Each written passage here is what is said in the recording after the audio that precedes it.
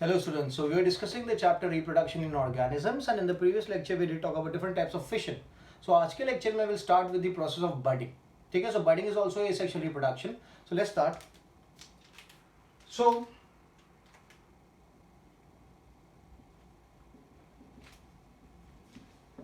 budding की बात करें तो budding आपने पहले पढ़ रखा है, and budding के बारे में we'll always talk about कि hydra में budding देखने को मिलता है.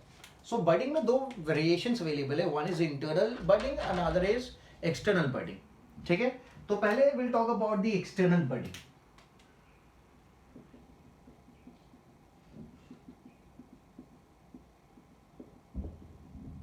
तो external budding के example में I can use hydra. ठीक है,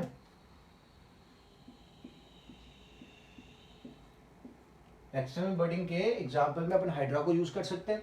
और हाइड्रा की बात करें तो hydra is not a plant, it's a organism, it's an animal. ठीक है, most of the people they get confused because hydra looks like a plant. It's not a plant, it's a living organism, it's an animal. I am sorry, living organism तो plant भी है but it's an animal. So hydra की बात करें तो इस तरीके से हाइड्रा के टेंटिकल्स होते हैं.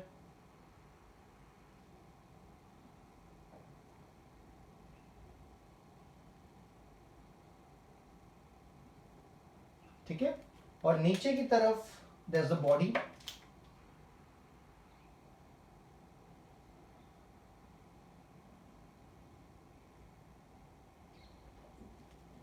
इस तरीके से बॉडी होती है हाइड्रा की. ऊपर की तरफ टेंटिकल्स है. इन टेंटिकल्स को हटा देता हूं मैं कि आप अच्छे से देख सको.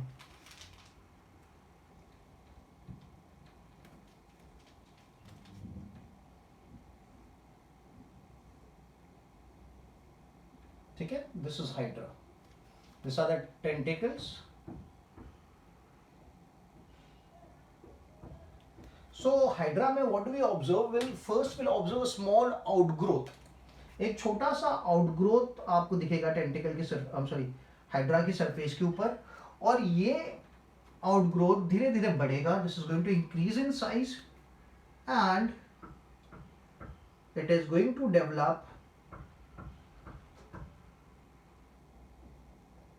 इसमें टेंटिकल्स डेवलप होने लगेगी. ठीक है, फर्दर ग्रोथ वुड अकर.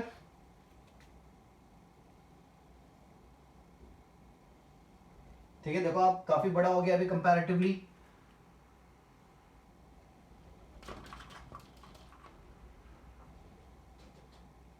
ठीक है, and when it grows enough तो ये क्या हो जाएगा? ये यहां से डिटैच हो जाएगा. क्या हो जाएगा? डिटैच हो जाएगा. So this is known as the daughter hydra. इसे क्या बोलेंगे?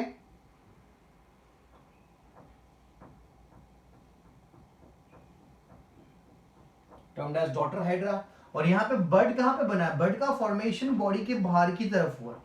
ठीक है, the bird is being formed on the outer side. ठीक है, so this is the example of external budding. ठीक है, तो slowly and gradually the bird grows. Bird occurs on outer surface and slowly and gradually develops into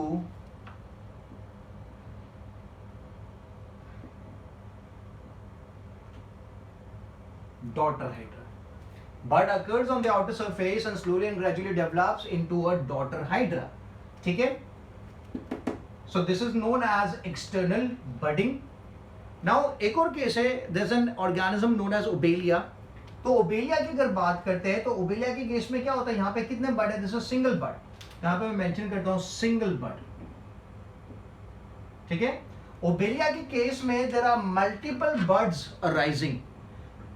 काफी सारे birds arise करेंगे पूरी body के ऊपर से. और then there is a formation of colonial organism. पूरी कॉलोनी का फॉर्मेशन होगा. यहाँ पे एक ही ऑर्गेनिज्म का फॉर्मेशन हो रहा है ना, but in case of Obelia, there is multiple organisms formed at the same time.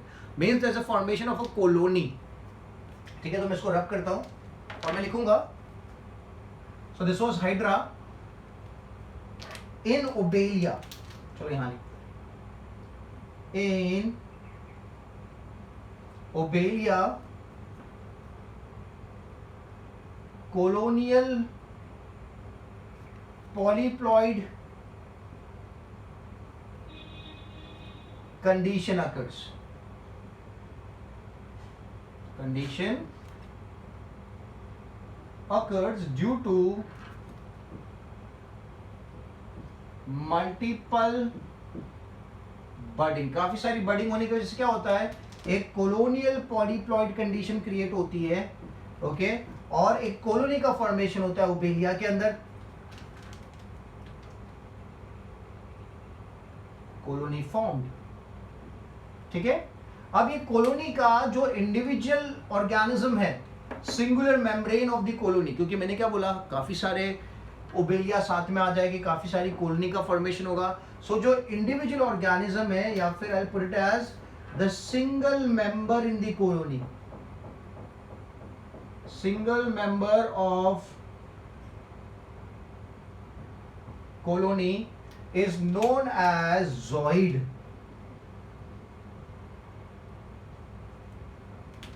Colony का फॉर्मेशन हुआ, काफी सारी आउटग्रोथ बडिंग की वजह से काफी सारे ऑर्गेनिजम्स फॉर्म हो गए, तो पूरी कॉलोनी बनी है। अब इस कॉलोनी के अगर सिंगल मेंबर की मैं बात करूं तो इस सिंगल मेंबर को क्या कहा जाता है, जॉइड कहा जाता है। ठीक है, सो हाइड्रा में we have single budding, but in obelia we have multiple budding, जिसकी वजह से क्या होता है, मल्टीपल बडिंग की वजह से कॉलोनी पूरी बन जाती है, और कॉलोनी के इंडिविजुअल मेंबर को क्या कहा जाता है, जॉइड कहा जाता है। सॉरी, इस टर्म है जॉइड।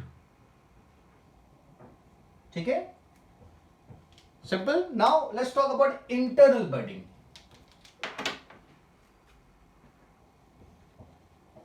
आप लिख लो ये चीजों को।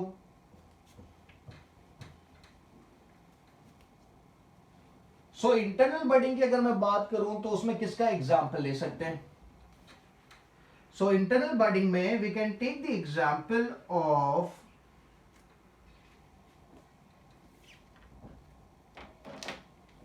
sponges।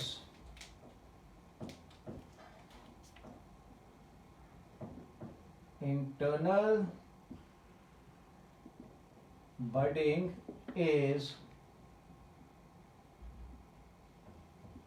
observed in sponges। ठीक है, अभी इसमें होता क्या है कि ड्यूरिंग द ऑटम, स्पॉन्ज जो होता है ना, during the autumn season,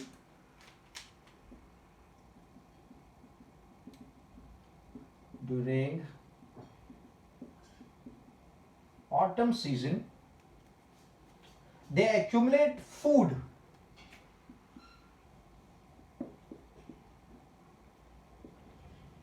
accumulate food and form gamules। they accumulate food and form gamules। gamules are for reproduction। Gemmules किस काम में आएगा, गेम्यूल्स रिप्रोडक्शन में काम में आएगा।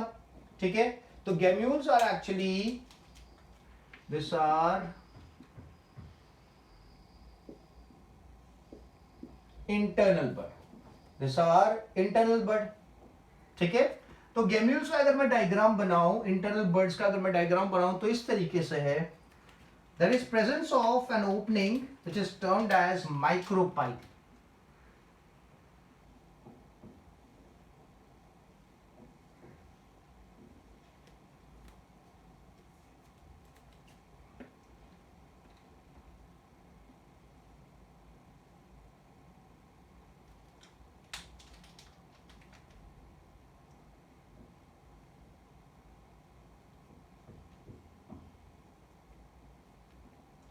ठीक है, और काफी सारे स्पाइक्स होते हैं।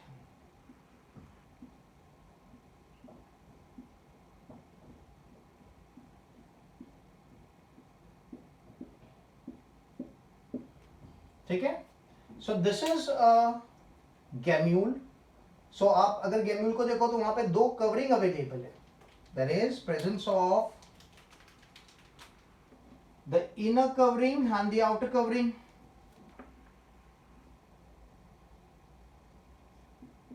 There is presence of two coverings, और जो मैंने बताया there are going to be pointed structures known as spicules. They are termed as spicules.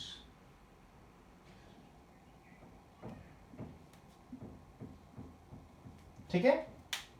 What else do we observe is अंदर की तरफ यहाँ पे there is going to be formation of specialized cells known as archaeocytes. This have the ability of division. They are totipotent in nature. तो यहाँ पे दिखाते हैं अपन.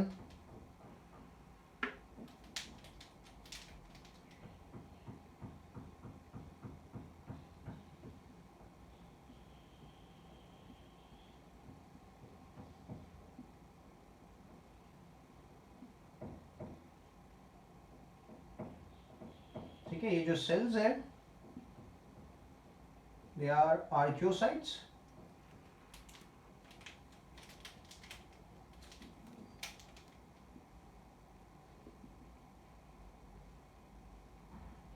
These are archaeocytes, और आपको क्या याद रखना है, they are totipotent in nature, मतलब they have the ability to divide. Totipotency is the ability to divide. तो क्या लिखेंगे,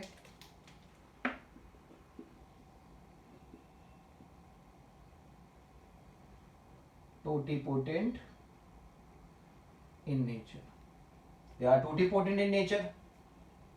ठीक है. प्लस अपार्ट फ्रॉम दिस यहाँ पे एक और चीज जो आपको देखने को मिलेगी, that is going to be reserve food material. और क्या देखने को मिलेगा आर्कियोसाइट्स के साथ,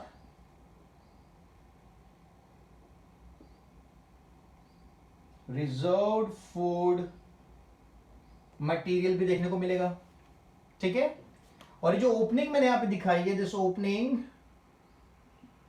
is termed as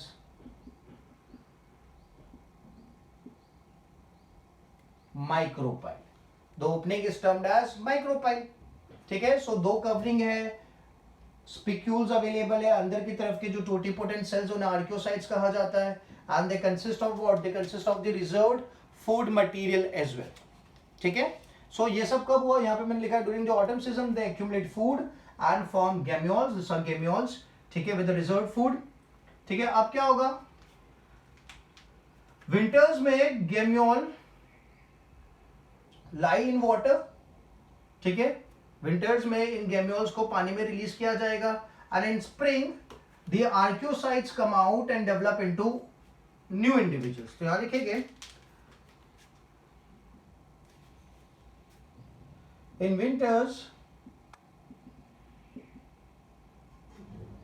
in winters gemmule lie in water.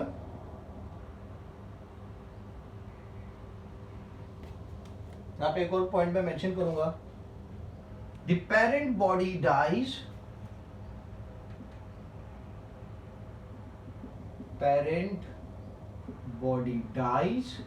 and gemmules lie in water during winter. Parent body dies and gemmules lie in water during the winters. ठीक है. अब क्या होगा, in the spring season the archaeocytes अंदर से बाहर आएंगे. in spring season the archaeocytes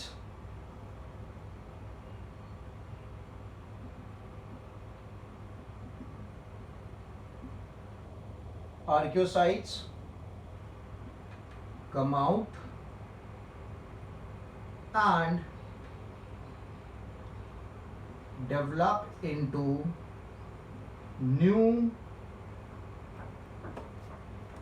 offspring. ठीक है. समझ में आ गया. सो internal budding is observed in the sponges. During autumn season, they accumulate food and form gemmules. So this is a gemmule consisting of two coverings. The opening is known as micropyle, and अंदर जो specialized cells है which have the ability to undergo totipotency, okay, that is the ability to divide, ठीक है. archaeocytes और food available है, ठीक है. So parent body dies, जब पेरेंट बॉडी की डेथ हो जाती है तो gemmules they lie in the water during winter, और फिर स्प्रिंग सीजन में क्या होगा, the archaeocytes they come out and develop into new offsprings, ठीक है. Simple and easy. तो ये this is happening in the sponges. Sponges का एग्जांपल भी अपन ले लेते हैं. सो यहाँ पे एग्जांपल में मैं लिख लेता हूँ स्पॉन्जिला आप लिख सकते हो, साइकॉन आप लिख सकते हो, ठीक है. So I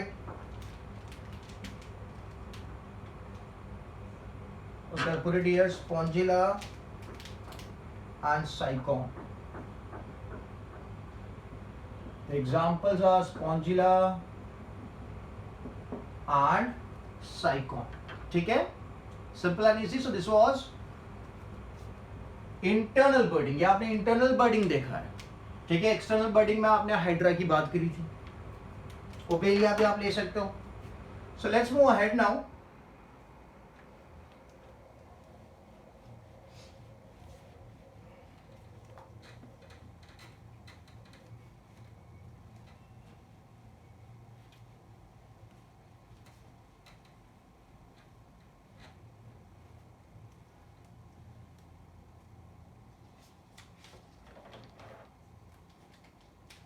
Okay, so now we'll talk about fragmentation.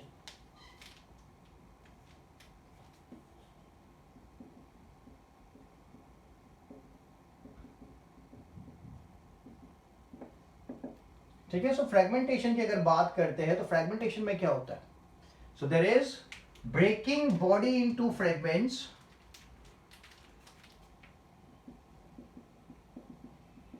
breakage of body into fragments, ठीक है. फ्रेगमेंट्स में बॉडी टूट जाती है and then regeneration of each fragment into a new organism takes place, and then regeneration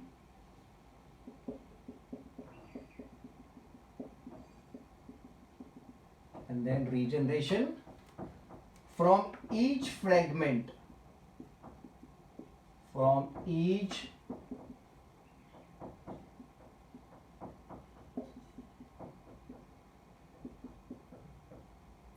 takes place, ठीक है. and this leads to the formation of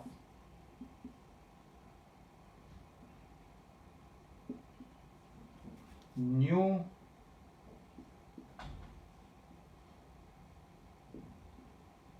organism, ठीक है. So breakage of body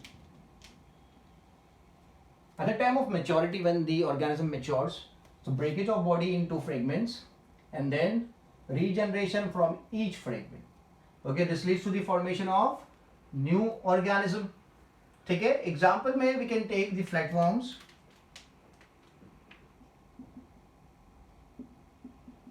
we can take flatworms, okay, sea stars,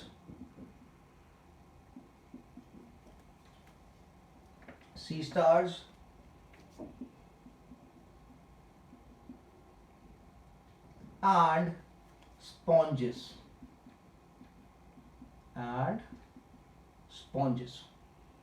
ठीक है. So this was fragmentation. So now let's put some points about the advantages and disadvantages of asexual reproduction. कि जो asexual reproduction अपन देख रहे हैं उसमें कोई advantage है या नहीं है, ठीक है. सो फ्रेगमेंटेशन हो गया, बडिंग हो गया है, और क्या था इससे पहले आपने देखा, फिशन हो गया. So let's move ahead.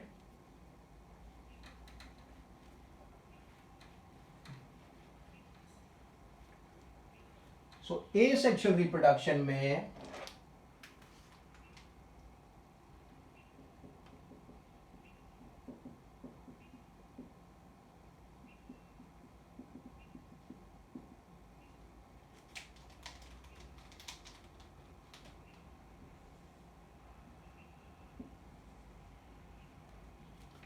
Is there an advantage or not? ठीक है. So let's talk about the advantage first.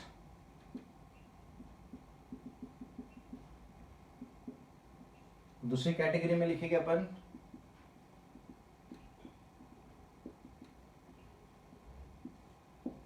Disadvantage. Advantage and disadvantage की बात करते हैं. सो एडवांटेज क्या है कि यहाँ पे एसेक्सुअल रिप्रोडक्शन में there is a single parent participating. That is advantage. You don't need more than one parent. एक ही पेरेंट नया ऑर्गेनिज्म फॉर्म कर सकता है. So will put it as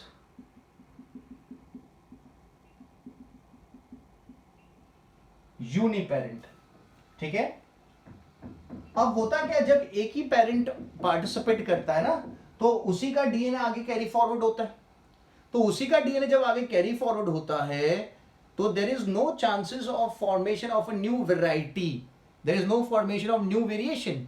if there are two parents participating, तो उन दोनों का डीएनए जब मिक्स होगा तो एक नई वेराइटी का फॉर्मेशन हो सकता है. तो यहां पे मैं लिखूंगा नो वेरिएशन इज ऑब्जर्व्ड. ठीक है.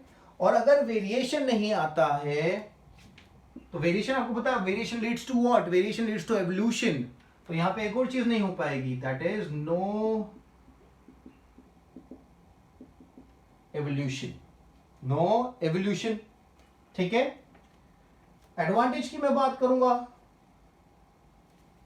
सो यूनिपेरेंटल है तो एसेक्सुअल रिप्रोडक्शन काफी जल्दी होता है, fast. It is rapid. It is rapid. But सामने आपको एवोल्यूशन होता हुआ नहीं मिलेगा. अब रैपिड होगा तो एक प्रॉब्लम आप ये भी देखोगे कि काफी ज्यादा नंबर ऑफ ऑर्गेनिजम्स बनते जाएंगे. So this could lead to over crowding due to rapid division.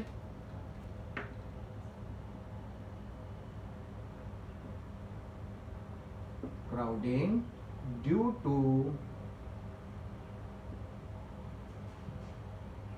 Rapid division. ठीक है.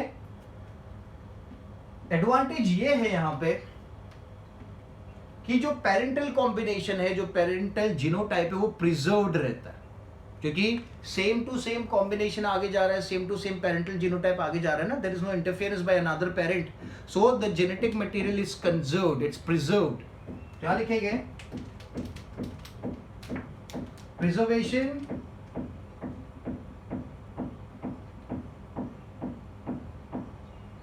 of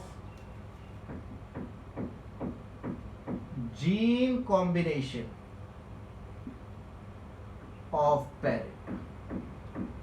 Preservation of gene combination of parent आपको देखने को मिलेगा. ठीक है. For example, if there is a plant which has a very big fruits available and the fruits are very tasty, तो अगर उस प्लांट का आप सेक्सुअल रिप्रोडक्शन कराते हो जिसमें आप एक दूसरा पेरेंट लेते हो और इस प्लांट को लेते हो, तो क्या होगा, जो नया प्लांट बनेगा उसके अंदर जो नया पेरेंट आपने इंट्रोड्यूस किया उसके कैरेक्टर्स भी आएंगे. तो जो मेन कैरेक्टर थे इस पेरेंट के प्लांट के पास, that was big fruit and juicy fruits और टेस्टी फ्रूट्स, वो कैरेक्टर क्या हो जाएगा? उस कैरेक्टर के न्यू प्लांट में आने के चांसेस कितने? ओनली 50% है ना. 50% चांसेस होते हैं. तो जो मेन कैरेक्टरिस्टिक्स आपको चाहिए थी, आपके प्लांट के पास जो अवेलेबल थी, वो आगे जब नेक्स्ट जनरेशन में पास ऑन होगी तो वो कंजर्व नहीं रहेगी, मिक्सिंग हो जाएगा. बट यहाँ पे as there is a single parent involve, जो जीन रहेगा वो कंजर्व्ड रहेगा. So there is going to be preservation of gene combination of parent. ठीक है. सो ये डिसएडवांटेज हो गए कि यार वेरिएशन नहीं है, एवोल्यूशन नहीं होगा, ओवर क्राउडिंग हो जाएगा due to rapid division. And ये एडवांटेज है कि यार यूनिपेरेंटल है, दूसरे पेरेंट की रिक्वायरमेंट भी नहीं है, काफी फास्ट होगा, रैपिड है, और जो पेरेंटल जीनोटाइप है, जीन्स है, वो क्या रहने वाले, they are going to be preserved. ठीक है. So this was all about asexual reproduction. Now let's talk about sexual reproduction. ठीक है. So most of us we are aware about sexual reproduction. आप 10th स्टैंडर्ड में पढ़ चुके हो, ये सब चीजें भी आपने 10th स्टैंडर्ड में पढ़ी थी, पर थोड़ा डिटेलिंग यहाँ पे ऐड हो चुका है. तो उसी तरीके से सेक्सुअल रिप्रोडक्शन में भी will add some details. So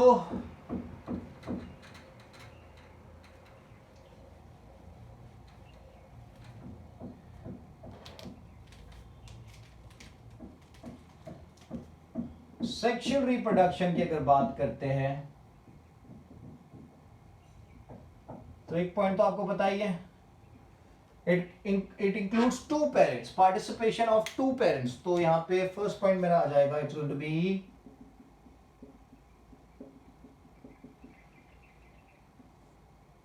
by parental. क्या होगा? It's going to be biparental. ठीक है, और यहां पे when two parents participates there is mixing of DNA, और जब मिक्सिंग ऑफ डीएनए होता है तो क्या चीज देखने को मिलेगी? There is variation taking place, and variation leads to what? जो भी मैंने बात करी थी, it leads to evolution. It leads to evolution. So there is mixing of DNA taking place, there is variation occurring, and the variation leads to evolution. ठीक है, दूसरी बात जो आपको देखने को मिलेगी सेक्सुअल रिप्रोडक्शन में, that is fusion of gametes. Fusion of male and female, fusion of male and female gamete, ठीक है, and this would result into what? For fusion of male and female gamete will result in formation of zygote, formation of zygote। ठीक है, तो जो male gamete होगा that is going to be haploid, जो female gamete होगा वो haploid होगा, और जो जाइगोट बनेगा वो जाइगोट क्या होगा? It's going to be diploid, two and. ठीक है, तो fusion of male and female gamete is only possible in this sexual reproduction. ठीक है, फिर क्या लिखेंगे? where do we find sexual reproduction taking place? So it takes place in higher organisms observed in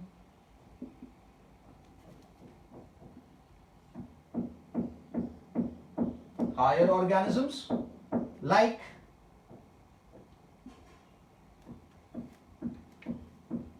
higher invertebrates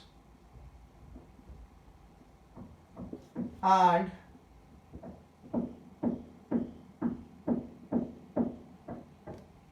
higher organisms like higher invertebrates and vertebrates।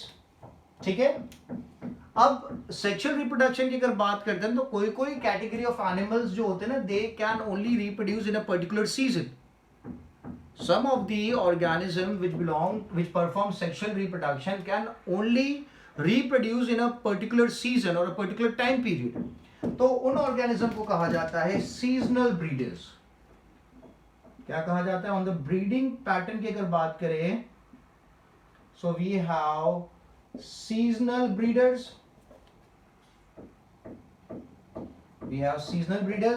तो seasonal breeders क्या कर सकते हैं? दे breed or they reproduce in a particular time period. They can only breed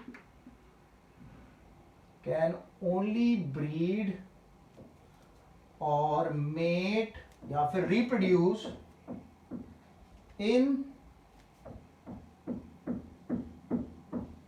a particular season or time। ठीक है, एक particular season और time में ही वो ब्रीड कर सकते हैं, इसलिए they are termed as seasonal breeders. ठीक है, तो सीजनल ब्रीडर्स का अगर मैं एग्जांपल लिखूं तो I can take the example of birds and dogs.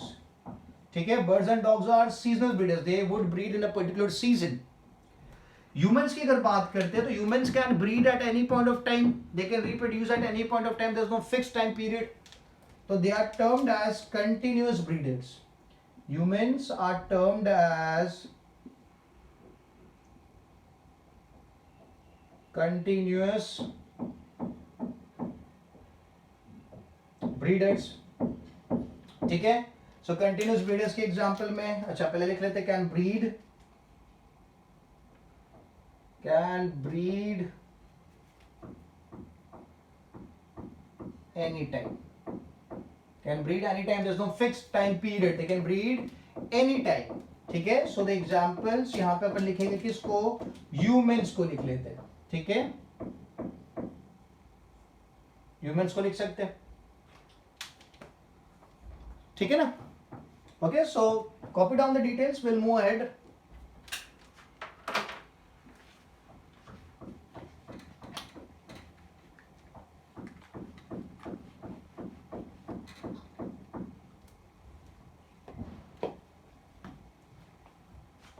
Now, in the animals which undergo sexual reproduction, there is a process known as the menstrual cycle.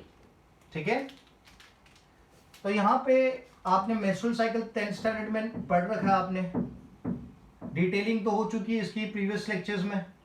ठीक है, तो यहाँ पे menstrual cycle के साथ एक और साइकिल ऑब्जर्व होता है, that is termed as oestrus cycle. That is termed as oestrus cycle. ठीक है, तो menstrual cycle जो है that is observed only in primates. तो मैं लिखूंगा observed only in primates.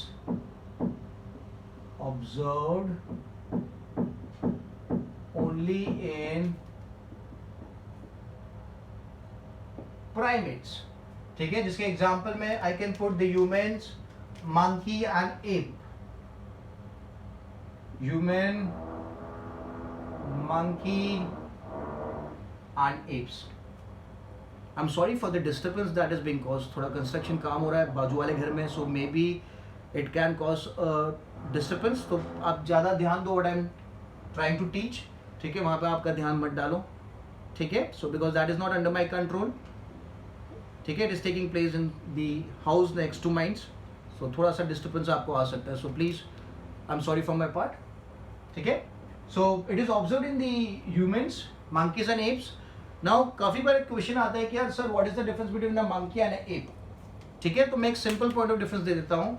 जो एप होते हैं, आई एम सॉरी, जो मंकीज होते हैं ना, दे हैव टेल प्रेजेंट. ठीक है, और जो एप्स होते हैं उनमें टेल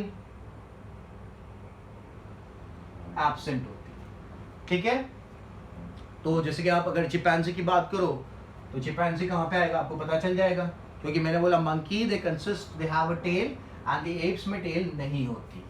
ठीक है, so menstrual cycle is observed only in the primates. ठीक है, यहां पे आपने 10th में पढ़ा था there is bleeding taking place. तो मैं यहां पे पॉइंट डालता हूं, ब्लीडिंग अकर्स. ठीक है, in the menstrual cycle. Oestrus cycle की अगर बात करते हैं तो oestrus cycle that occurs in और it is observed in, it is observed in non-primates. It is observed in non-primates. ठीक है, एग्जाम्पल में क्या लिख सकते हैं, तो एग्जाम्पल में लिख सकते हैं काउ, गोट, डियर, डॉग. ठीक है, इनमें जो साइकिल होती है ना, that is termed as oestrus cycle.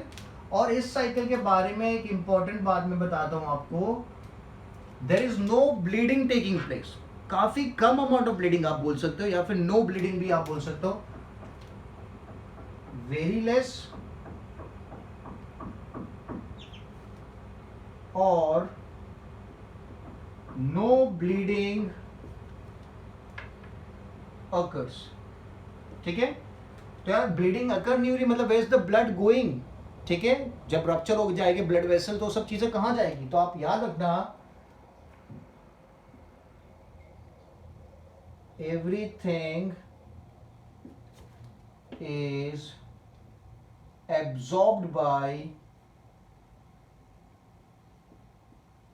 Everything is absorbed by the wall of uterus. ठीक है, यूट्रस पता है ना आपको. तो ओएस्ट्रस साइकिल में जो एनिमल है जैसे है cow, goat, deer and dog, तो उनमें ब्लीडिंग नहीं होती है, और अगर होगी तो it's going to be very less. ठीक है, ये पॉइंट याद रखना, वेरी लेस या फिर no bleeding occurs. Why bleeding नहीं हो रही है? क्योंकि जो ब्लड रप्चर हुआ है, ब्लड कैपिलरीज के रप्चर होने की वजह से जो ब्लड होता है that is getting absorbed bye the wall of uterus. ये आपको याद रखना है, ये एक यूनिक फीचर है जो आपको ऑयस्टरस साइकिल में देखने को मिलेगा, which is not present in the humans. ठीक है, ह्यूमंस में ब्लीडिंग होती है, the wall of the uterus does not absorb the blood, it releases the blood out of the body, but in this case in the animals it is going to be absorbed, so very less amount of blood is going to come out. ठीक है, so दो patterns मैंने बता दिए, menstrual cycle in the humans, primates, and oestrus cycle is observed in the non-primates and primates. ठीक है, now sexual reproduction की अगर बात करते हैं, so it can be differentiated into 3 steps, और इट कैन बी डिफरेंशिएटेड और डिस्ट्रीब्यूटेड इनटू 3 इवेंट्स। देखते हैं कौन कौन से इवेंट्स।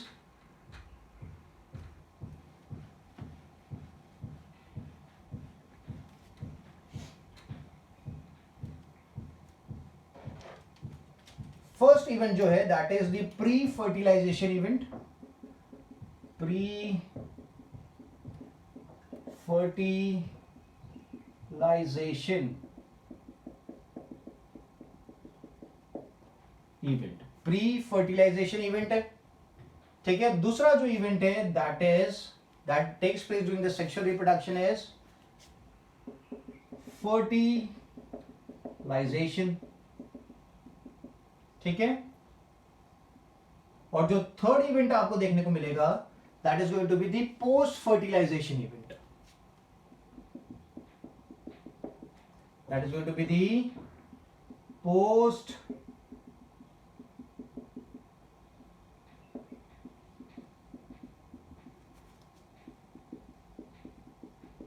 fertilization event। ठीक है, सो सेक्सुअल रिप्रोडक्शन में प्री फर्टिलाइजेशन इवेंट आपको देखने को मिलेगा, फर्टिलाइजेशन इवेंट आपको देखने को मिलेगा, एंड पोस्ट फर्टिलाइजेशन इवेंट आपको देखने को मिलेगा। So let's start with the pre-fertilization event. That is the formation of gametes. ठीक है, that is going to be the formation of gametes, क्योंकि gametes तो fertilization से पहले ही बनेंगे ना।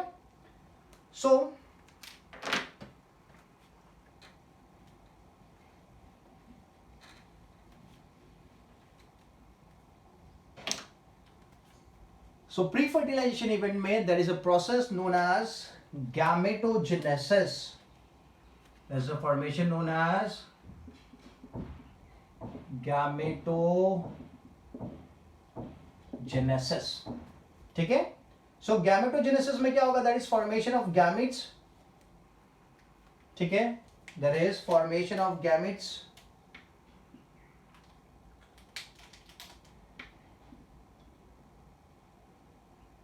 Formation of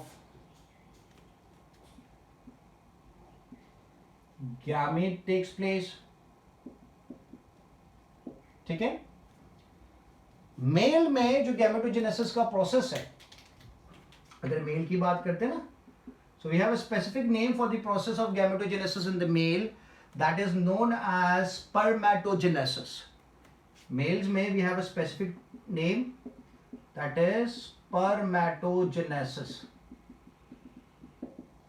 ठीक है, एंड फीमेल्स में also we have a specific name that is oogenesis। क्या नाम है? oogenesis। सो गैमेटोजेनेसिस में if it's we talking about the male, we term the process as spermatogenesis, और अगर फीमेल्स की बात करें तो will term the process as oogenesis। ठीक है, तो formation of gamete takes place in reproductive cells, takes place इन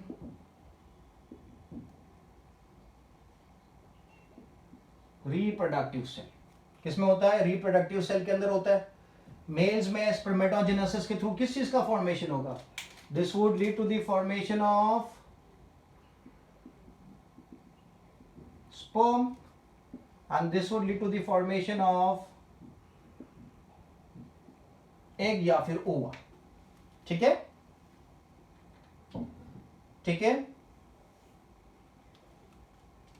तो ये जो रिप्रोडक्टिव सेल है कहां पे प्रेजेंट है? तो in males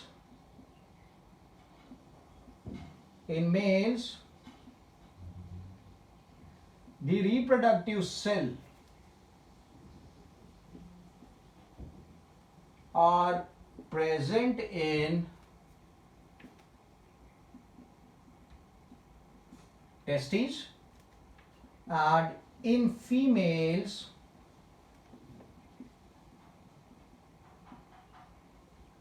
the reproductive cell are present in ovary, ठीक है। तो ये चीज आपको याद रखनी है।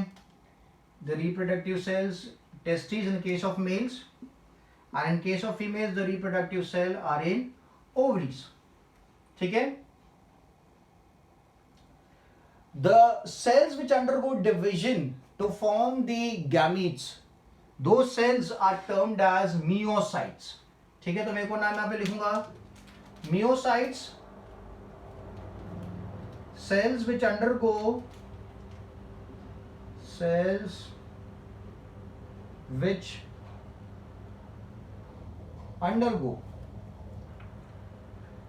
meiotic division, क्योंकि गैमेट फॉर्मेशन में तो meiotic division ही होता है। cells which undergo meiotic division for formation of gametes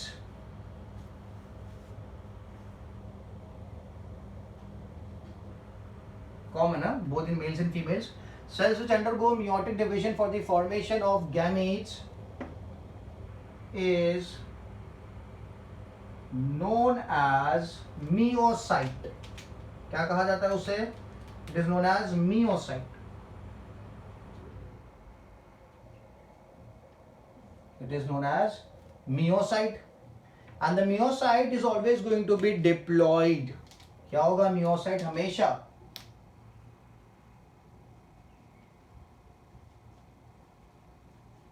it's going to be diploid, ठीक है। मतलब myocyte क्या बनाएगा? गैमेट्स बनाएगा, स्पर्म एंड एग बनाएगा, ठीक है। Simple and easy. जो स्पर्म होता है वो हैप्लॉइड होता है, जो एग होता है वो भी हैप्लॉइड होता है, और इन दोनों के फ्यूजन से जो जाइगोट बनता है वो क्या होता है? डिप्लॉइड होता है। 2n is diploid, n is haploid, n is haploid, 2n is diploid, ठीक है। So this are the gametes and this is the zygote, ठीक है। तो गैमीट जिन सेल से बनते हैं, the cells which undergo meiotic divisions for the formation of gamete is known as meiocyte, उसे मियोसाइट कहा जाता है, ठीक है। तो जो गैमेट्स हो गए, हमेशा याद रखना, the gametes are going to B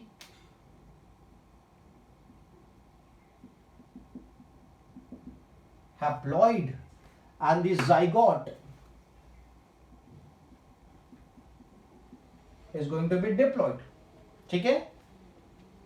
simple and easy, clear है। सो मियोसाइट से गैमेट्स का फॉर्मेशन होगा, और मियोसाइट हमेशा क्या रहेगा? It's going to be diploid. So let's take the chromosome count of some organisms, ठीक है। तो क्रोमोसोम काउंट लेते हैं, तो जितना भी टोटल क्रोमोसोम काउंट होगा उसका हाफ, क्योंकि गैमेट्स हमेशा क्या होते हैं? हैप्लॉइड होते हैं ना, so that would represent the gametes of the organism, ठीक है। So just for the understanding, आपको आप याद भी रखो इन चीजों को, काफी इंपॉर्टेंट है।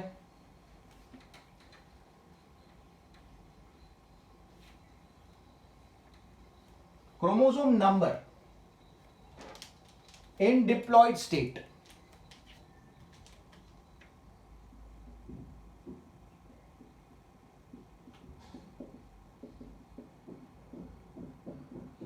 ठीक है। सो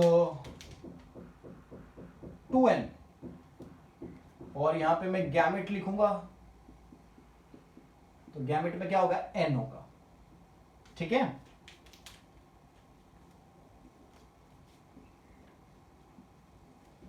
गैमेट में n होगा। तो if I talk about humans का तो पता है आपको, human contain in diploid condition or the any of the cell of the human except the gametes, जो क्रोमोसोम काउंट होता है दैट इज 46। ठीक है, तो गैमेट के पास कितना होता है, तो गैमेट के पास होता है 23 because gametes are diploid, I'm sorry,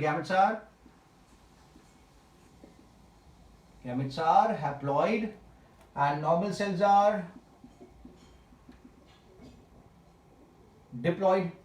ठीक है, 46 is the diploid condition, 2n condition is 46 while the haploid condition, n condition is what, 23. अगर if I talk about the relatives of the humans, that is chimpanzee, अगर मैं chimpanzee की बात करता हूँ, chimp, it contains 48 chromosomes in its somatic cell और 48 chromosomes in the diploid condition। तो gamete में क्या हो जाएगा, हैप्लॉइड हो जाएगा, तो कितना हो जाएगा 48 का half, that is going to be 24। मतलब चिंपैंजी के जो गैमेट्स हो गए, द स्पर्म हो गए, एग हो गए, उसमें 24 क्रोमोसोम एग्जिस्ट करते हैं, हैप्लॉइड कंडीशन एग्जिस्ट करती है। If I talk about the organism जिसके ऊपर काफी रिसर्च करी है in the field of genetics, that is the fruit fly.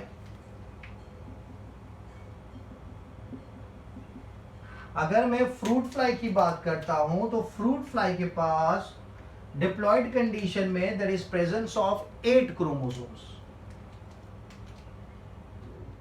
तो गैमेट वाली कंडीशन में कितना हो जाएगा, 8 का half, that is going to be 4। ठीक है,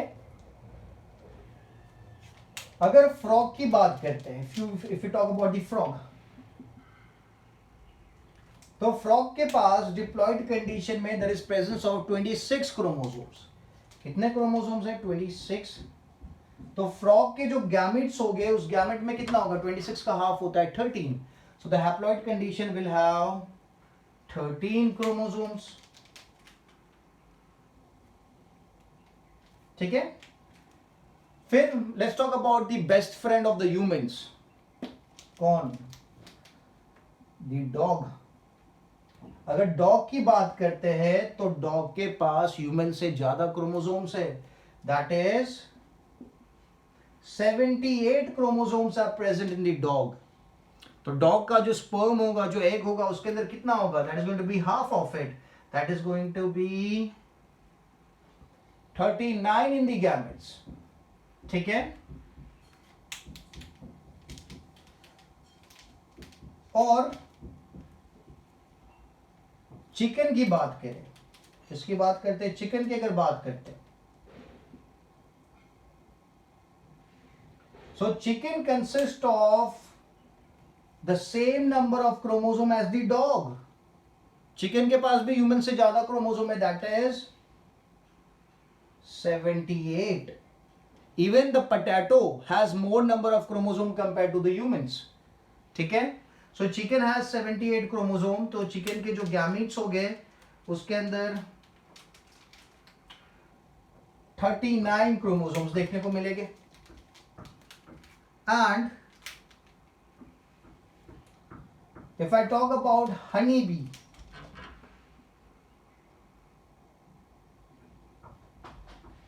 अगर हनी बी की बात करते हैं, सो हनी बी के केस में थोड़ा सा डिफरेंस है।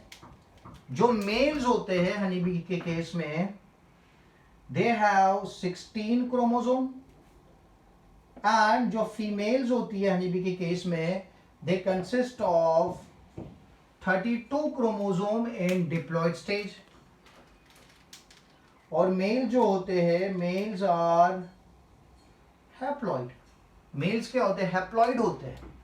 तो जो फीमेल गैमेट बनेगा, है ना, but in the case of honey bee जो फीमेल गैमेट बनता है,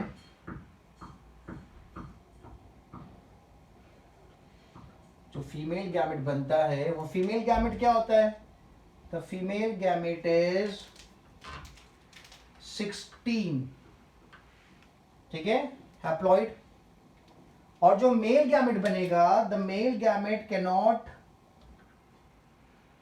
जो मेल गैमेट बनता है वो मियोसिस के थ्रू नहीं बनेगा, it is form through mitosis only.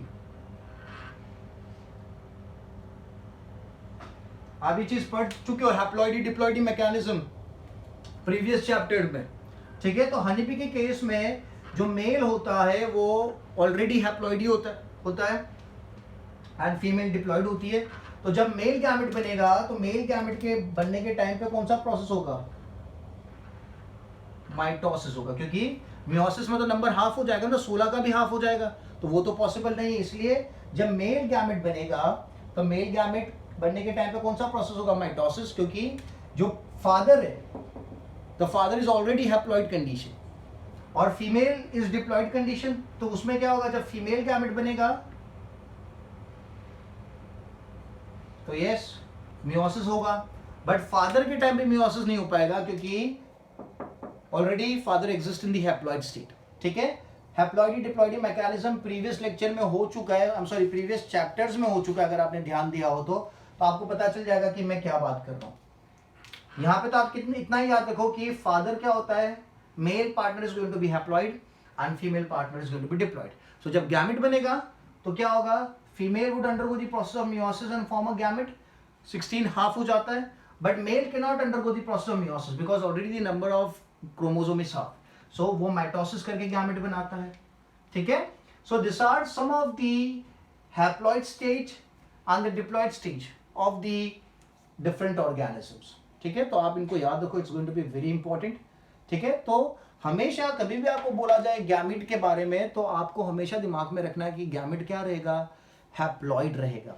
और जो नॉर्मल सेल्स है, normal cells in the sense skin के सेल्स है, किडनी के सेल्स है, लिवर के सेल है, हेयर सेल्स है, ये हमेशा क्या रहने वाले, they going to be diploid because those are somatic cells, ठीक है। और somatic cell is going to be diploid while the gamete is going to be haploid, simple and easy, ठीक है। So I will keep this much for the lecture. In the next lecture we'll continue with the further detailings about the chapter, so make sure आप इन lectures को अच्छे से go through करो और अच्छे से notes बना के मुझे WhatsApp करो, ठीक है। So I'll keep this much for the lecture. Thank you so much.